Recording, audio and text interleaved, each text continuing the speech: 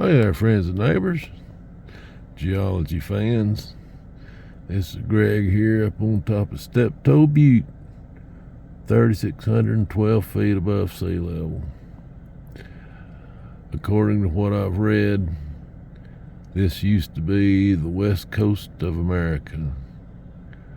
There's a lot of sand here, and because of the exotic terranes coming in and bumping up against everything and adding to the land, as we call it, a craton, it's kind of bumped up these hills here. And Steptoe Butte is mainly quartzite and some sandstone, but I've had to put my coat on, and it's so windy my hat blew off, and there's some guy down there pounding on a building doing some kind of work, so I couldn't really do a video outside. But it sure is some gorgeous views up here. I'll try to get some more on the way back down. You should see the road. They paved it once, I guess about 1915, seems like. It's mostly potholes. That's nature speed bumps.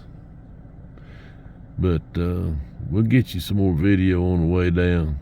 We'll put together something when I get back to the trailer, because the views are spectacular up here. I just wish it was a pretty day. I got my window down, so pardon the wind, but here's a little bit better view of what I'm looking at from up here. It just goes forever and ever and ever. The Palouse Hills of eastern Washington, where wheat is king.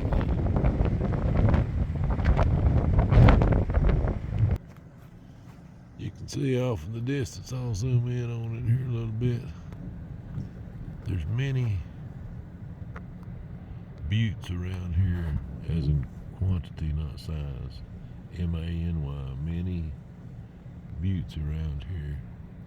I don't know the name of that one right offhand. There's some more landscape for you. It's really pretty up here.